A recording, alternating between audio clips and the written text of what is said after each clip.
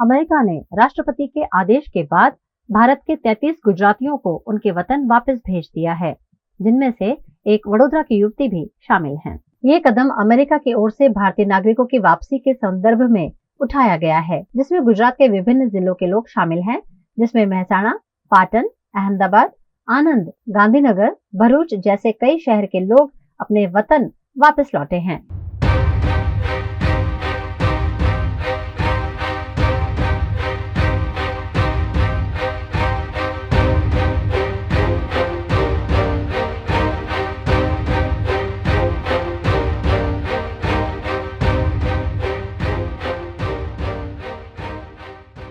America से deport किए गए गुजरातियों के मामले में एक नया मोड़ सामने आया है, जिसमें वडोदरा जिले के लूणा गांव की एक युवती का भी नाम शामिल है। जिले की पुलिस ने युवती को अहमदाबाद से लाकर उसकी कड़ी पूछताछ की। पूछताछ के बाद युवती को उसके परिवार के हवाले कर दिया गया। परिवार ने बताया कि युवती अमेरिका घूमने के लिए गई थी और अब वो सही सलामत घर वापस लौट आई है। गुजरात के वडोदरा में CII द्वारा क्वालिटी कंट्रोल सर्कल कंपटीशन का 11वां संस्करण आयोजित किया गया। वडोदरा में आयोजित ये प्रतियोगिता राज्य भर की कंपनियों में काम करने वाले कर्मचारियों, जूनियर क्लर्क और इंजीनियरों द्वारा तैयार किए गए विभिन्न प्रोजेक्ट्स को प्रोत्साहन देने के उद्देश्य से आयोजित की गई थी। CII सेंट्रल गुजरात जोन के चेयरमैन वरंग त्रिवेदी और वाइस चेयरमैन ऋत्विक पटेल इस प्रतियोगिता में उपस्थित रहे। आज के दौर में हर उद्योग अपनी लागत को कम करने और लाभ को बढ़ाने के लिए लगातार प्रयासरत है। वहीं क्वालिटी एक ऐसा महत्वपूर्ण पहलू है जो उद्योगों के इस लक्ष्य को अप्रत्यक्ष रूप से समर्थन प्रदान करता है। क्वालिटी की उच्चतम नीतियां और प्रक्रिया न केवल कच्चे माल की लागत को घटाती हैं, बल्कि इसके जरिए उत्पादों की गुणवत्ता और मैन पावर पर होने वाले खर्च को भी नियंत्रित किया जाता है। इस प्रतियोगिता में राज्य की कुल 42 टीमों से लगभग 250 डेलीगेट्स ने भाग लिया, जिन्होंने क्वालिटी, कॉस्ट और प्रोडक्टिविटी से संबंधित अपने प्रोजेक्ट प्रस्तुत किए और कंपनियों को इससे हुए लाभ की जानकारी दी। 2008 में हमने सेल्स शुरू की और 2013 में हमने प्लांट को इस्टेब्लिश किया और अर्बन गुजरात के तहत हमारे प्राइम मिनिस्टर श्री नरेंद्र मोदी जी ने इस प्रोजेक्ट के MOU पर साइन किया। हाथ खाली ही सही, किंतु हाथ को उठाए रखना। अरे कौन कहता है छन्नी में पानी रुक नहीं सकता, बर्फ जमने तक हौसला बनाए रखना। अटेंशन! गुजरात के अहमदाबाद में अहमदाबाद म्युनिसिपल कॉर्पोरेशन ने वर्ष 2025-26 के लिए अपना बजट पेश किया है। अहमदाबाद में इस बार के बजट में 3,200 करोड़ रुपए की वृद्धि के साथ कुल 14,000 करोड़ रुपए का प्रावधान किया गया है। ये बजट अहमदाबाद को विकसित भारत और विकसित गुजरात के तहत एक आधुनिक शहर बनाने की दिशा में रखा गया है। इस बजट में अहमदाबाद शहर में कई बड़े विकास कार्यों की घोषणा की गई है। इनमें प्रमुख रूप से 22 नए गार्डन तैयार किए जाएंगे, 51 सड़कों पर 227 करोड़ की लागत से व्हाइट टॉपिंग रोड बनाए जाएंगे और CG रोड के आसपास 3 प्रमुख सड़कों के विकास के लिए 97 करोड़ रुपए आवंटित किए गए हैं। मित्रों, आज AMC 2025-26 बजेट મૂકવામાં આવ્યું છે। એ બજેટનું સાઇઝ સૌપ્રથમ 14,001 કરોડનું રાખેલા છે। એ ગયા વર્ષ કરતાં લગભગ 250 કરોડ વધારે છે, 2,500 કરોડ વધારે છે। આની અંદર 7,801 કરોડ જેટલા કેપિટલ એક્સપેન્ડિચર અને 6200 કરોડ જેટલા રેવન્યુ એક્સપેન્ડિચર છે। એ પણ કેપિટલ એક્સપેન્ડિચર ગયા વર્ષ કરતાં એટલે જે કરંટ વર્ષ કરતાં 2,000 કરોડ વધારે સૂચવવામાં આવ્યું છે। મેક્સિમમ જો ખાસ કરીને ક્લાઇમેટ પ્રથમવાર એ કદાચ દેશમાં પણ પ્રથમવાર ક્લાઇમેટ બજેટિંગ અમે પ્રોડ્યુસ કરેલા છે। ક્લાઇમેટ બજેટિંગમાં net zero energy efficiency, climate mitigation, flood mitigation એ બધું ધ્યાનમાં રાખીને લગભગ 70% આસપાસ એક્સપેન્ડિચર છે, કેપિટલ એક્સપેન્ડિચર છે climate resilience, net zero energy efficiency આના ઉપર કરવામાં આવશે। આની સાથે જે ખાસ કરીને અગત્યનું ઇમ્પોર્ટન્ટ જે વસ્તુઓ છે ક્લાઇમેટ રેસિલિયન્ટ આધારિત, એમાં catch the rain mission campaign ચલાવવામાં આવશે। એમાં અત્યારે આ વરસાદ પહેલે 1001 સ્ટ્રક્ચર બનાવવા માટેને પર્ક્યુલેશન વેલ અને રૂફ વોટર હાર્વેસ્ટિંગ સ્ટ્રક્ચર, તલાવ ઊંડો કરવાનું, લિંકેજીસ, કંપાતી ગુવા, એવું બધું કામ હાથ ઉપર લેવામાં આવે છે। સાથે જે mission 3 million tree plantation continue કરવામાં આવશે, એની અંદર 22 એક નવા બગીચાઓ બનાવવામાં આવશે અને 28 બગીચાઓનું રિનોવેશન કરવામાં આવશે. એક પહેલી વાર અત્યારે અમારી પાસે BRTS ઇન્ડિયામાં જે પહેલી શહેર છે BRTS ઇન્ક્રીઝ કરેલા છે. હવે LRTની ફેસિલિટી, લાઇટ રેલ નેટવર્કની ફેસિલિટી, ટ્રેન માટેના ફેसिलिटी करवा माटेनी प्रोविजन रखी है. गुजरात के वडोदरा की विश्व प्रसिद्ध MS यूनिवर्सिटी में आर्टिफिशियल इंटेलिजेंस पर सेमिनार आयोजित किया गया. MS यूनिवर्सिटी में AI के माध्यम से सॉफ्ट स्किल्स विकास पर सेमिनार आयोजित किया गया. आज की दुनिया तकनीक का विस्तार केवल तकनीकी कौशल तक ही सीमित नहीं है, बल्कि सॉफ्ट स्किल्स भी अब उद्योगों की प्राथमिक मांग बन गए हैं. इसी विषय पर MSU में आर्टिफिशियल इंटेलिजेंस के माध्यम से छात्रों में सॉफ्ट स्किल्स के विकास पर एक दिवसीय सेमिनार आयोजित किया गया. ये seminar department of family and the community resource management द्वारा IANT इंस्टीट्यूट के सहयोग से आयोजित किया गया. Studying abroad is no more a dream, just a decision with Kanan International. Let's grow globally. Study in Canada. Choose from more than 95 colleges and universities. Study in USA. Choose from more than 250 universities. We provide expert coaching in IELTS and special batches for spoken English. Want to prepare IELTS or practice online? Visit www.kananprep.com. One-stop solution under one roof for studying abroad. Coaching, admission, visa and resettlement. Kanan International at Trident Complex, Risco Circle. Branch offices at VIP Road and Manjalpur. Call toll-free number 1800-233-6699.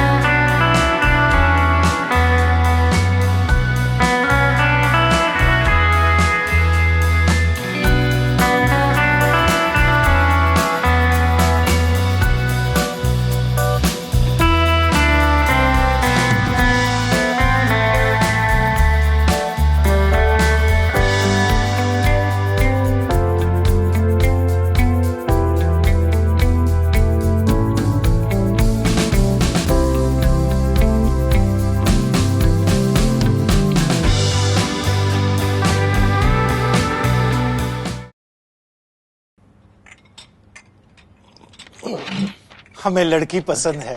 कुंडली भी मिलती है भैया. काफी hot है. कोने कोने में हवा नहीं पहुंच रही. Switch to RR signature Broadway fans with curved plates जो हवा पहुंचाए कोने कोने में. फीलिंग लाइक अ वाव.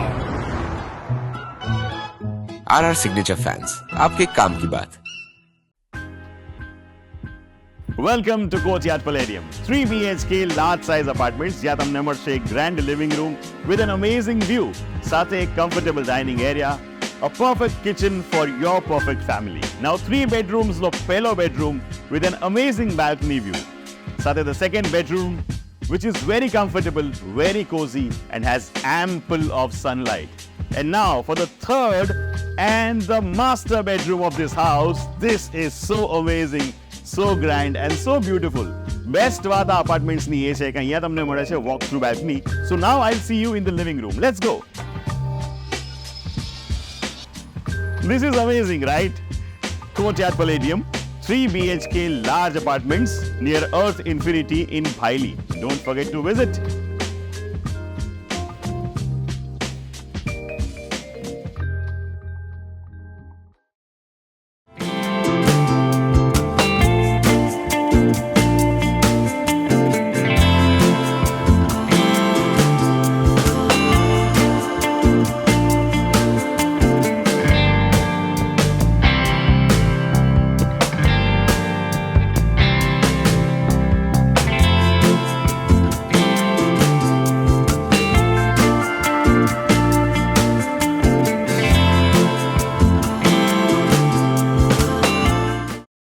सूरत के वरियाव क्षेत्र में एक बच्चा खुली गटर में गिर गया है। घटना के 19 घंटे बाद भी अब तक बच्चे का कोई सुराग नहीं मिल पाया है।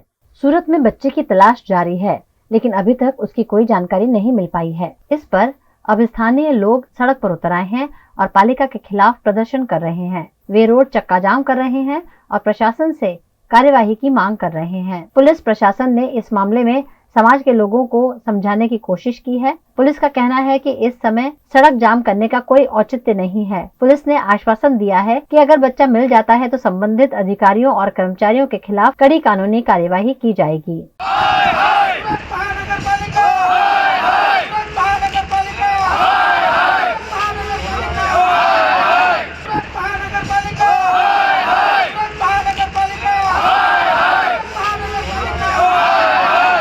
घटना साहेब काले बपोर पछीना 5 वागे बनी है।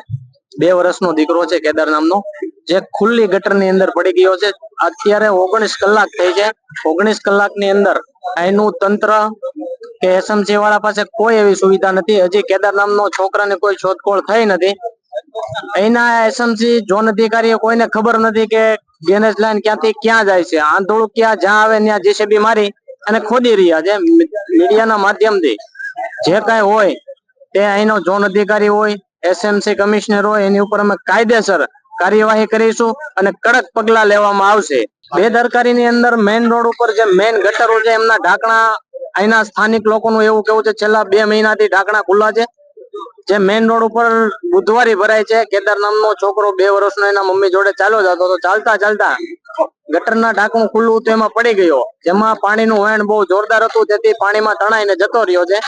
છેલ્લા 19 કલાકથી શોધખોળ ચાલી રહી છે। તંત્ર બેકાર રહ્યું છે। એમાં મેયરશ્રી પણ નથી દેખાણા, एसएमसी कमिश्नर पण नहीं आया। एक पण नेता हजी स्थल पर हाजिर नहीं रह्यो। वहीं महानगर पालिका की इस लापरवाही पर आप नेताओं ने भी रोष जताया है। आप नेता पायल साकरिया ने इस मामले जल्द से जल्द कार्यवाही की मांग की है।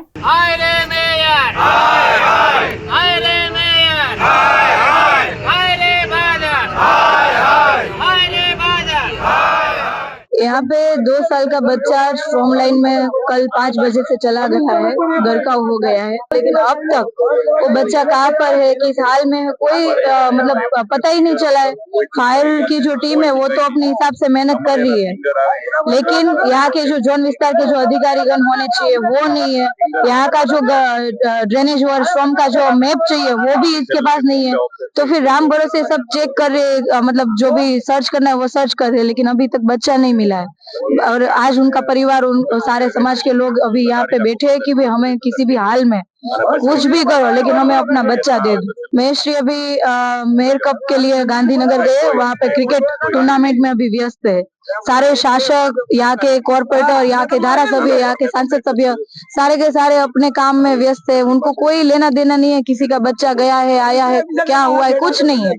लेकिन वो तो बात ठीक है, लेकिन यहाँ का तंत्र भी इतना मतलब क्या बोले कि उनकी कितनी बेदरकारी है। यहाँ के म्यूनिसिपल कमिश्नर फोन नहीं उठा रहे, इनके नीचे के जो अधिकारीगण है, जैसे कि यहाँ के कार्यपालक तेजस पटेल, वो रात को मतलब यहाँ पे ठंडी थी तो वो आग के पास बैठे थे और अपने मतलब खुशी से एंजॉय कर रहे थे। तो उनको तो कोई पड़ी नहीं है कि किसी का बच्चा अभी चला गया है तो उनको निकाले, क्या मतलब आगे की प्रोसेस क्या करे, उनको कोई इससे कोई लेना देना ही नहीं, क्योंकि उनको डर ही नहीं है क्या होगा, 2 दिन में निकलेगा, 3 दिन में निकलेगा, उनको कौन कहने वाला है। उनको पता है कि हमें तो हमारे ऊपर तो हमारे सारे बहुत सारे आकाओं का हाथ है, उनका कोई कुछ नहीं बिगाड़ सकता।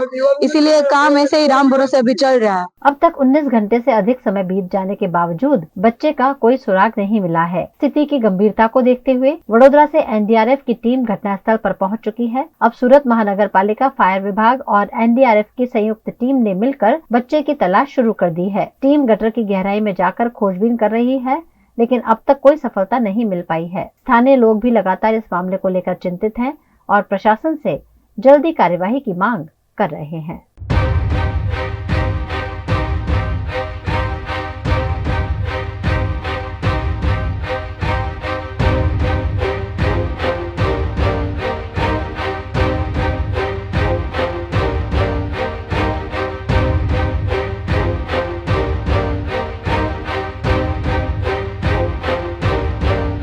महाराजा साहजराव गायकवाड़ का शहर वडोदरा और वडोदरा के मध्य से गुजरती है विश्वामित्री नदी, जो वडोदरा शहर की शान एक वक्त में मानी जाती थी। अब नदी की स्थिति इतनी अच्छी नहीं है, लेकिन इस नदी के मगरमच्छ इस नदी की जान है। वडोदरा शहर और वडोदरा शहर के मध्य से गुजरती विश्वामित्री नदी के मगरमच्छ हमेशा ही काफी चर्चा का केंद्र रहे हैं। इन दिनों विश्वामित्री के मगरमच्छ की गिनती हो रही है। मेरे पीछे आप देख पा रहे हैं विश्वामित्री नदी है, और विश्वामित्री नदी के कोई भी ब्रिज से आप गुजरेंगे तब लोग जरूर आपको वहां खड़े हुए देखने मिलेंगे, जो मगरमच्छ को देखने के लिए खड़े रहते हैं, क्योंकि मगरमच्छ यहाँ दिखते ही रहते हैं। अगर हम कैमरे को भी थोड़ा सा जूम कर सकें तो 2 मगरमच्छ तो आपको जरूर दिखाई पड़ ही जाएंगे। इन दिनों मगरमच्छों की गिनती हो रही है और सैकड़ों की संख्या में मगरमच्छ विश्वामित्री नदी में निवास करते हैं। छोटे बच्चों से लेकर बड़े बड़े मगरमच्छ यहाँ देखने मिलते हैं, जिसकी गिनती इन दिनों हो रही है।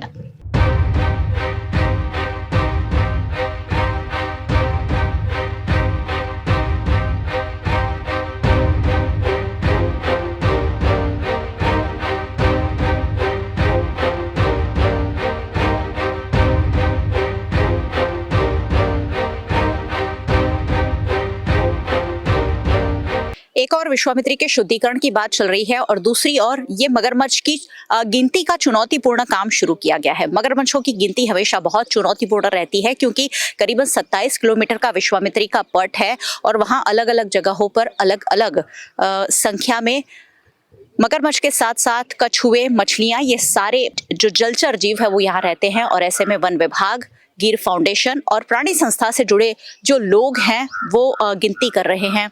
लगातार 2 दिनों से यहाँ मॉनिटरिंग चल रही है और मगरमच्छ की जो कुछ आदतें हैं, जो उनका रूटीन है, ये जो लोग जानते हैं वो ये अभ्यास कर रहे हैं। और बहुत बारीकी से मगरमच्छों की गिनती करनी पड़ती है, क्योंकि किस तरह की उनका कद है, कैसी उनकी पूंछ है, क्या क्या निशान है, उस आधार पर ये गिनती की जाती है। तो ये बड़ा दिलचस्प मामला है। और वैसे भी वडोदरा के लिए मगरमच्छ हमेशा ही क्लोज टू हार्ट रहते हैं, क्योंकि अमूमन मगरमच्छ देखने का जो भी क्रेज है वडोदरा शहर के लोगों में हमेशा ही देखने मिलता ही है।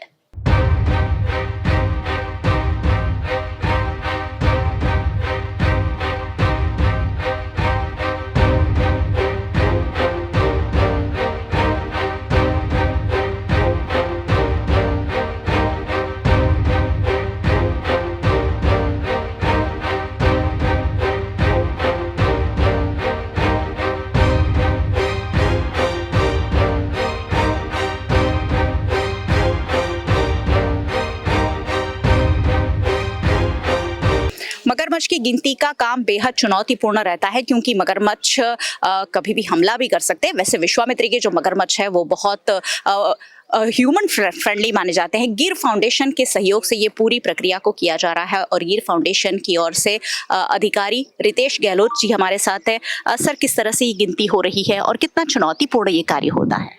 ये कामगिरी जो है गिर फाउंडेशन जो वन विभाग है और यहाँ के जो डिवीजन ऑफिस है उनके साथ में रहकर कर रहा है। और इस कामगिरी को हमने 5 और 6 तारीख को पूर्ण करने का प्लानिंग किया था। तो हमने उसके एक आगे दिन मीन्स 4 तारीख को एक ट्रेनिंग का सेशन रखा था, जिसमें बड़ी संख्या में वॉलंटियर्स जुड़े थे और साथ में यहाँ पे जो एक्सपर्ट है उनको भी हमने इनवाइट किया था और वो भी उपस्थित रहे थे और उन्होंने एड्रेस भी किया था जो भी उपस्थित हुए उनको। और साथ में वन विभाग के जो कर्मचारी है, अधिकारी है, वो भी हाजिर रहे थे। और उसमें जो भी चर्चा हुई उसके आधार पर हमने सीट बनाई थी और उसमें कौन कौन सी कॉलम रखनी है, कौन कौन सी इन्फॉर्मेशन हमें एंटर करनी है, वो सभी हमने डिसाइड किया था। उसमें सभी के इनपुट हमने लिए थे, अधिकारियों के इनपुट भी लिए थे, एक्सपर्ट के जो इनपुट से उनको भी इंक्लूड किया था। और उसके आधार पर हमने 5 तारीख और 6 तारीख को डिसाइड किया कि ये जो एस्टिमेशन की एक्सरसाइज है वो कंडक्ट की जाएगी। और हमें एस्टिमेशन की जो एक्सरसाइज है उसमें 2 भाग में हमें डेटा एंट्री करनी थी। एक सुबह के डेटा को एंट्री करनी थी और साथ में शाम के 8 बजे से 11 बजे का एंट्री जो है वो भी हमें लेना था। तो सुबह में हमने 9 बजे से 1 बजे तक का जो टाइमिंग है वो फिक्स किया था। और उसमें क्या है कि जो 25 किलोमीटर का विश्वामित्री का बेल्ट है हमने इंक्लूड किया है। 25 किलोमीटर के बेल्ट को हमने 9 जोन में और 20 पॉइंट में डिवाइड किया है। और जो आसपास के जो भूगोल है उसको ध्यान में रखते हुए आसपास के जो पॉन्ड है उसको भी हमने ले लिया था। तो इन टोटल हमने 25 जितनी जो टीम है वो हमें बनाई है और उसमें 200 जितना जो लोग हैं वो जुड़े हुए हैं। और सभी जो पॉइंट एक पॉइंट पे एक टीम हमने रखी है, उनको उनका स्टार्टिंग पॉइंट और एंड पॉइंट भी मालूम था। जीपीएस लोकेशन भी हमने उनको प्रोवाइड किया था, तो जीपीएस लोकेशन से वो अपना जो एरिया है वो जान सकते थे उसको किस एरिया में ऑब्जर्वेशन करना है। ऑब्जर्वेशन की बात करें और डेटा एस्टिमेशन की मेथड की बात करें तो हमने डायरेक्ट साइटिंग मेथड का यूज़ किया है। तो हम जब एंटर करते हैं हम हमारे एरिया में, तो वहाँ पे जो अगर मगर का ग्रुप दिखता है तो उसका जो टाइमिंग है दिखने का वो एंटर करते हैं, और साथ में उसमें ग्रुप में कितने मगर दिखते हैं वो भी हम एंटर करते हैं उसमें, और उसके साथ साथ उसके आसपास का एरिया कैसा है, उसका अगर जो हम बोलते हैं कि बखोल है, बरो है, उसकी कंडीशन कैसी है, उसकी भी एंट्री हम अंदर की है, और उसकी जो लेंथ है मगर की जो हमें दिखती है वो फीट में हमने अंदर सीट में एंट्री की है। और इसी तरह से अगर मगर दूर है तो मगर को अच्छे से देखने के लिए हमने बायोनोक्यूलर भी प्रोवाइड किया है। तो बायोनोक्यूलर से भी मगर को अच्छे से देख के उसकी जो लेंथ है हम जान सकते हैं, साथ में उसका आसपास का जो एरिया कैसा है वो भी हम जान सकते हैं। तो उस तरह से एंट्री हम डेटा सीट में कर सकते हैं। रात की बात करें तो रात में हमने जो मगर को देखने के लिए टॉर्च का उपयोग किया है, सभी को टॉर्च प्रोवाइड की थी, और टॉर्च का उपयोग करके हम उसकी आंखों का जो चमक है उससे उसके आधार पर हम जो मगर की संख्या भी जान सकते हैं। हाँ, उस वक्त जो है उसमें लेंथ हम थोड़ा अनुभवी जो स्टाफ रखे हैं तो उसके आधार पे, उनके अनुभव के आधार पे हम लेंथ भी अंदर एंट्री की है। तो हमने ऐसा ध्यान में रखा है कि जो अनुभवी स्टाफ है वो हर एक टीम में रहे। तो उस तरह से ये गिनती जो है हम कर रहे हैं, और आज हमारा 6 तारीख का अंतिम दिन है। सर, इससे पहले मगरमच्छ की गिनती कब हुई थी और तब कितनी तादाद में मगरमच्छ पाए गए थे? उसका डेटा तो यहाँ की जो ऑफिस है उसमें से लेना पड़ेगा। हम तो गिर फाउंडेशन से आए हैं, तो हम ये गिर फाउंडेशन फर्स्ट टाइम एक्सरसाइज कर रहा है। किस तरह के अनुभव हो रहे हैं आपको और आपकी टीम को? बहुत बढ़िया अनुभव है। सभी एक्सपर्ट का भी हमें बहुत सहयोग मिला है। यहाँ की जो डिवीजन ऑफिस है उनका भी बहुत सहयोग मिला है। वॉलंटियर्स भी बहुत बड़ी संख्या में हमारे साथ जुड़े हैं और उनका उत्साह भी बहुत अच्छा है। सभी सामने चल के हमें अप्रोच किया था कि हम ये काम में जुड़ना चाहते हैं। तो ओवरऑल मेरा जो अनुभव है बहुत बढ़िया रहा है। चलिए, हम बात कर रहे थे गिर फाउंडेशन के गहलोत सर से, जो बता रहे हैं कि चुनौतीपूर्ण काम होता है लेकिन डेटा बेस एंट्री कर मगरमच्छों की गिनती हो रही है, और हमें एक्यूरेट के आसपास मगरमच्छों की गिनती और संख्या पता चलेगी तो आने वाले वक्त में ये डेटा हमारे लिए काफी यूजफुल साबित हो सकता है। वडोदरा विश्वामित्री और विश्वामित्री के मगरमच्छ से सालों से जुड़े हुए विशाल ठाकुर हमारे साथ है, जो वन्य जीवों का अभ्यास हमेशा से करते आए हैं। विशाल भाई, ये जो गिनती चल रही है उसमें क्या क्या चीजों को ध्यान में रखा जाता है? देखिए, क्रोकोडाइल सेंसस का एक मेथड रहता है। पहली बात तो ये है कि स्टेट लेवल पर हर 5 साल में जो भी शेड्यूल 1 स्पीसीज है, जैसे एशियाटिक लायन है, लेपर्ड्स है, स्लोथ बेयर्स है, क्रोकोडाइल है, उनका हर 5 साल में एक सर्वे होता है, एस्टिमेशन काउंट होता है। बड़ौदा का एक जो सेंसस हुआ था, जो ऑफिशियल हुआ था 2015 में हुआ था। उसके बाद एक एनजीओ और गवर्नमेंट के कोलैबोरेशन के ऊपर 2019 में हुआ था। तब से लेके 25 तक अभी तक कोई सर्वे हुआ नहीं था, और इस साल वैसे भी सर्वे होने वाला था। ऊपर से कॉरपोरेशन की जो रिवर को डीप करने की जो थियरी उन्होंने जो रखी है, उसको अप्लाई करने के लिए भी एक सेंसस ज़रूरी था। इसलिए गिर foundation Gandhinagar, social forestry division Vadodara और वाइल्ड लाइफ सर्कल वडोदरा के डिपार्टमेंट के सौजन्य से एक ये सर्वे कंडक्ट किया जा रहा है, जिसमें एक एस्टिमेशन निकाला जा रहा है कि जितने भी इन्होंने अलग अलग जोन बनाए हुए और प्लस जो तालाब है बड़ौदा में, उसमें कितने क्रोकोडाइल है उसका एक काउंट लेना है। और उस काउंट के हिसाब से फिर आगे का तो जो भी ये डिक्लेरेशन क्या काउंट आया है वो गवर्नमेंट डिक्लेयर करेगी, फॉरेस्ट डिपार्टमेंट, और कॉरपोरेशन क्या काम करेगा वो वही जाने। बट हमारा काम ये है कि इस जोन के अंदर हमको जो जोन दिया गया है वो है रात्रि बाजार, मंगल पांडे रात्रि बाजार से लेके नरहरी ब्रिज तक का। तो ये जोन नंबर 3 का ए पार्ट है, जिसके अंदर हमने क्रोकोडाइल्स की डे काउंट किया है, नाइट काउंट किया है, और आज अगेन हम लोग डे काउंट कर रहे हैं। तो 2 दिन हम लोगों ने काउंट किया, लेकिन आज हम ऑब्जर्वेशन कर रहे हैं, क्योंकि काउंट हमको पता चल गया नाइट और डे के हिसाब से कितना है। हमारे साथ कुछ जूलॉजी के स्टूडेंट्स भी है, तो हम लोग अभी उनके बिहेवियर पे थोड़ा काम कर रहे हैं। डायरेक्ट इनडायरेक्ट एविडेंस हम लोग कलेक्ट कर रहे हैं। ये भी एक मेथड होती है कि कई जगह पे क्या होता है कि दिन में ह्यूमन हैबिटेट है, लोगों का आना जाना होता है, कुछ लोग टॉयलेट के लिए जा रहे हैं, कुछ लोग वहाँ अपने जानवर लेके जाते हैं। तो उस वजह से क्या होता है कि कुछ जो छोटे मगरमच्छ होते हैं, बच्चे होते हैं, जुवेनाइल सब एडल्ट होते हैं, वो यहाँ वहाँ छुप जाते हैं। तो उनका एक्चुअल काउंट आपको मिलता है नाइट में, क्योंकि वो एक तो पहली बात तो क्रोकोडाइल खुद एक नॉक्टर्नल स्पीसीज है। रात को जब शांति हो जाती है और लोग अपने घरों में चले जाते हैं, उस समय क्रोकोडाइल थोड़े एक्टिव हो जाते हैं और खुल के पानी में आ जाते हैं। तो जो टॉर्च की मेथड होती है, रात को आप जब टॉर्च करोगे तो उनकी आंखें चमकती है, कुछ ऑरेंज ग्लो करती है। बड़े मगरमच्छों की होगी थोड़ी ऑरेंज ग्लो करेगी, जो सब एडल्ट होंगे उनकी थोड़ी कम ग्लो करेगी और जो बच्चे होंगे उनकी कुछ सिल्वर टाइप से ग्लो करते हैं। तो इससे हमको पता चलता है कि कौन कौन से मगरमच्छ कौन सी साइज के कौन सी एज के मगरमच्छ बैठे हुए, और डे से हमेशा नाइट का काउंट हमको हमेशा ज़्यादा मिलेगा। विशाल भाई, ये तो चलो अगर कोई आप बाहर प्राणी काउंट कर रहे हैं तो उसे आप किसी भी तरह से टैग कर सकते हैं। इन्हें एक बार काउंट कर लिया, उसे कैसे समझते हैं कि ये काउंट हो गया है, अब दूसरा काउंट करना है? ये कैसे होता है? ये मेरे लिए बड़ा बहुत क्यूरियस वाला थिंग है। देखिए, एक तो ये सीजन ऐसी है कि एक्चुअल में जो काउंट लेना होता है क्रोकोडाइल्स का, वो जब सबसे ज़्यादा ठंड की सीज़न होती है, लाइक दिसंबर और जनवरी में करना होता है। उस समय क्या होता है कि क्रोकोडाइल अभी भी आप देख रहे हो कि बास्किंग में बैठे, ये हिल ही नहीं रहे। अच्छा। 2, 3, 4 घंटे तक ये ऐसे के ऐसे ही बैठे रहेंगे। ठीक है, तो वो रिपीट होने के चांसेस कम हो जाते हैं। अच्छा। कई बार ऐसा होता है कि रिपीट का, तो इसीलिए हम लोग एक काउंट ये करते हैं कि हम पहले क्या करते हैं, ऊपर की नीचे की तरफ काउंट करते हैं, और दूसरा सर्वे हम रिवर्स काउंट करते हैं, मतलब नीचे से के ऊपर की तरफ। उससे क्या होता है, फिर हमको ये पता चलता है कि कोई मगरमच्छ अगर छूट गया है तो वो भी काउंट हो जाता है, और रिपीट काउंट होता है। जैसे अभी एक क्रोकोडाइल हमको 3 जगह पे मिला। तो ये हमारा ऑब्जर्वेशन है, वो डिपेंड करता है कि वहाँ जो क्रोकोडाइल को जो काउंट करने बैठा है उसके पास कितना एक्सपर्टाइज है क्रोकोडाइल के लिए, और वो क्रोकोडाइल को कितना जानता है। अभी अगर हमारी जगह कोई और होता तो वही क्रोकोडाइल उन्होंने 3 बार काउंट कर लिया होता ये है कि यहाँ से हम लोग एक क्रॉस एंगल पकड़ेंगे, तो यहाँ से 200-300 मीटर का जो हमने जो काउंट ले लिया है, उसके बाद हम सीधा उसके आगे निकल के उसके काउंट करेंगे, आगे के हिस्से को काउंट करेंगे, तो रिपीट होने के चांसेस कम हो जाते हैं। दूसरा, एस्टिमेशन इसीलिए कहा जाता है कि जैसे हमने दिन का काउंट लिया, रात का काउंट लिया, अब डिपार्टमेंट और जो एक्सपर्ट्स होते हैं वो बैठ के उसके बीच का या सिमिलर उसके आसपास का काउंट निकालने की कोशिश करेंगे। आप किसी भी एनिमल को कभी भी परफेक्ट काउंट नहीं कर सकते। तो ये एक चीज़ है कि हम एक एस्टिमेशन के हिसाब से बता सकते हैं कि कितने क्रोकोडाइल है। एक 350 क्रोकोडाइल 400 का एक काउंट मिला था पहले, इस बार वो काउंट बढ़ेगा। उससे हमको एक रेशियो भी पता चलेगा कि इनका जो जन्म दर है वो कितना सक्सेस है, ये भी हमको पता चलेगा। विश्वामित्री के शुद्धिकरण की बात हो रही है और इन्हें शिफ्ट करने की भी बात हो रही है, उस पर क्या प्रतिक्रिया है? देखिए, ये तो बहुत कंट्रोवर्शियल ही है। मतलब हम लोग नेचर से जुड़े हुए लोग हैं, तो हम यही कहेंगे कि नेचर, नदी जो भी है, पहाड़ है, ये सब कुदरत का एक सर्जन है, और कुदरत को पता है विश्वामित्री कैसी होनी चाहिए। उसी हिसाब से उन्होंने विश्वामित्री बनाई, उसी हिसाब से उन्होंने नर्मदा बनाई, उसी हिसाब से गंगा ब्रह्मपुत्र बनाई। अब आप ये बोल दो कि हम इसको 10 फीट गहरी कर देंगे तो फ्लड नहीं आएगा, तो जब गंगा और नर्मदा में जैसी बड़ी नदियाँ अगर फ्लड को नहीं रोक पाती, तो विश्वामित्री फ्लड देखो एक नेचुरल डिजास्टर है और वो होने ही वाला है। आप ये बोल दो कि हम अर्थक्वेक बंद कर देंगे, ऐसा कभी नहीं होगा। हम फ्लड बंद कर देंगे, ऐसा कभी नहीं होगा। आप डेवलपमेंट के नाम पे सिर्फ नेचर को डिस्ट्रॉय करने का काम कर रहे हैं, क्योंकि यहाँ सिर्फ मगरमच्छ नहीं है, कछुए भी है, मछलियाँ भी है। उसके सराउंडिंग में आप जो बायोडाइवर्सिटी जो कैनोपीज देख रहे हैं, उसमें कितने सारे बर्ड्स का नेस्टिंग भी होता होगा, कितने मैमल्स यहाँ रहते होंगे।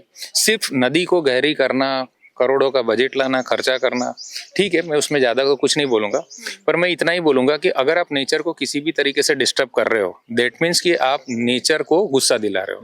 10 फीट गहरी करने से अच्छा है कि आपने नदी किनारे, ये जो आप देख रहे हो ये कंस्ट्रक्शन है, ये सब इलीगल है, आपको ये नहीं होने देना था।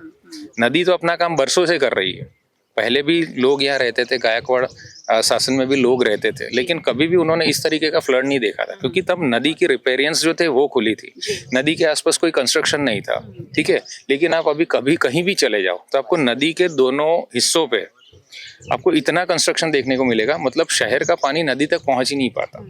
फ्लड और पानी जब आता है तो एक झटके से नदी में आता है, जिससे नदी ओवरफ्लो हो जाती है, इसी वजह से फ्लड आते हैं। और हम ये भी मानते हैं नेचर में फ्लड आने भी ज़रूरी है, अर्थक्वेक आने भी ज़रूरी है, वोल्केनो का ब्लास्ट होना भी ज़रूरी है, तूफान आना भी ज़रूरी है। इससे नेचर की एक सिस्टम सेट होती है, लेकिन हम इसको रोकने की ज़बरदस्ती कोशिश करते। तो मैं आपको एक चीज़ बता दूं कि आप नेचर को कंट्रोल करने जाओगे तो फिर नेचर जो है वो एकदम बेफाम हो जाएगा फिर।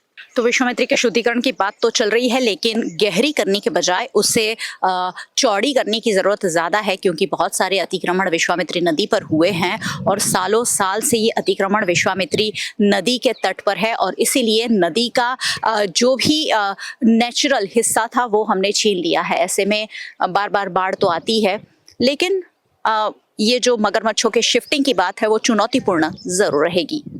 विश्वामित्री नदी के पट पर इन दिनों विश्वामित्री नदी में जो मगरमच्छ बसते हैं उनकी गिनती चल रही है। और मगरमच्छ जब हम जैसे आम लोगों के लिए भी अट्रैक्शन का केंद्र है, तो एमएस यूनिवर्सिटी के जूलॉजी विभाग के स्टूडेंट्स के लिए तो ये पसंदीदा सब्जेक्ट है। वो भी यहाँ जो स्टडी चल रही है, गिनती चल रही है, उसमें शामिल हुए। उनसे जानेंगे कि क्या क्या उन्होंने देखा और क्या क्या समझा। आप कल से मगरमच्छों की गिनती कर रहे हैं, क्या देखा, क्या इंटरेस्टिंग क्या होता है इसमें?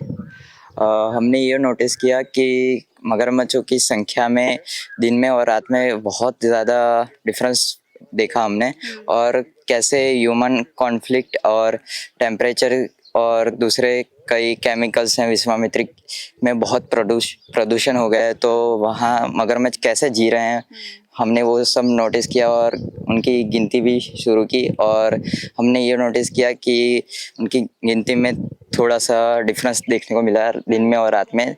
रात में जुवेनाइल्स की संख्या में बहुत डिफरेंस मिला, क्योंकि वो मोस्ट ऑफ क्रोकोडाइल नॉक्टर्नल्स होते हैं, तो उनकी संख्या में हमें डिफरेंस दिखा। दिन के बजाय रात में ज़्यादा दिखे थे हमको।